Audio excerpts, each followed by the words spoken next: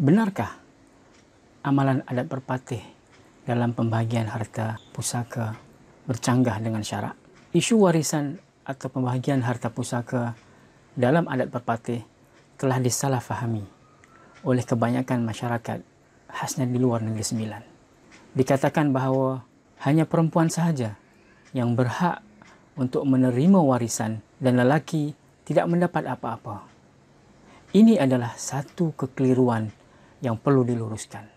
Manalah mungkin adat berpatih yang berpaksikan syarak, iaitu Kitabullah, akan mengiktiraf amalan yang jelas bercanggah dengan Islam. Pembahagian harta warisan telah jelas disebut dan dihuraikan secara terperinci di dalam Kitabullah, iaitu Al-Quran dan juga hadis. Dalam hukum syarak, perkara warisan atau faraid adalah termasuk dalam kategori hukum hakam yang teramat jelas dan tidak dapat ditukar-tukar. Ia dikenali sebagai thawabit atau perkara yang kekal dan tidak boleh diubah. Oleh itu, kekeliruan yang berlaku berkaitan isu pembahagian harta warisan seperti amalan adat berpatih ini perlu dirungkai dan dijelaskan agar menjadi panduan masyarakat di luar sana. Ringkasnya adalah seperti berikut.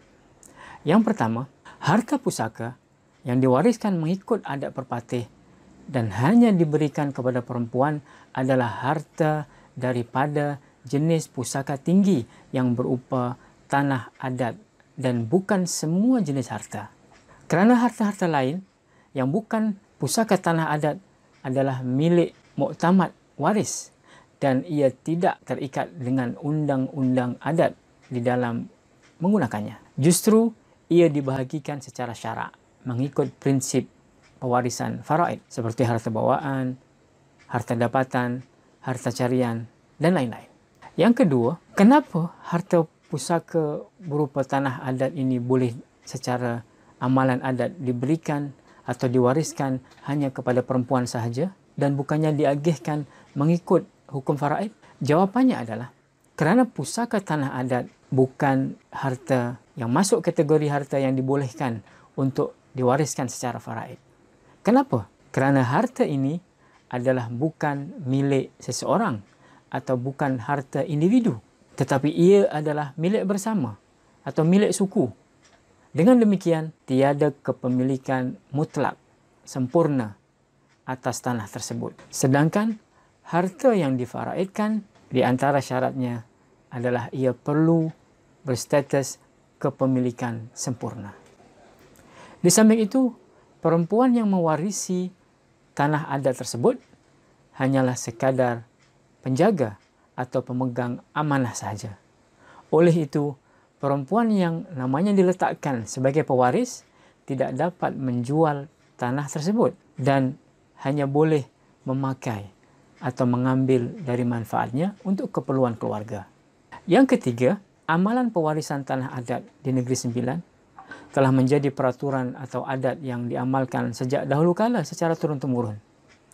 Berdasarkan hikmah dan tujuannya, amalan pewarisan ini adalah bagi melindungi dan menjaga wanita. Dalam amalan adat berpatih, kaum perempuan mempunyai tanggungjawab yang lebih besar daripada kaum lelaki.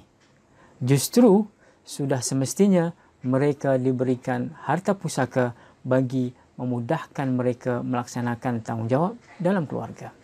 Oleh itu, jika dilihat menurut pandangan syarak, amalan ini tidak bertentangan dengan ajaran Islam yang bertujuan untuk menjaga kemaslahatan manusia sama ada di dunia maupun di akhirat. Dan amalan adat berpatih dilihat bertujuan untuk melindungi wanita menerusi pewarisan pusaka berupa tanah adat ini. Yang keempat, keharusan amalan adat berpatih ini diperkuatkan lagi oleh ajaran syarak menerusi kaedah-kaedah hukum Islam atau yang dikenali dengan kaedah fiqh seperti kaedah adat dijadikan sebagai rujukan hukum selagi mana ia tidak bercanggah dengan syarak. Ada juga kaedah fiqh yang lain menyebutkan hukum yang ditentukan berdasarkan uruf atau adat sama seperti hukum yang ditentukan berdasarkan atas nas atau dalil syarak.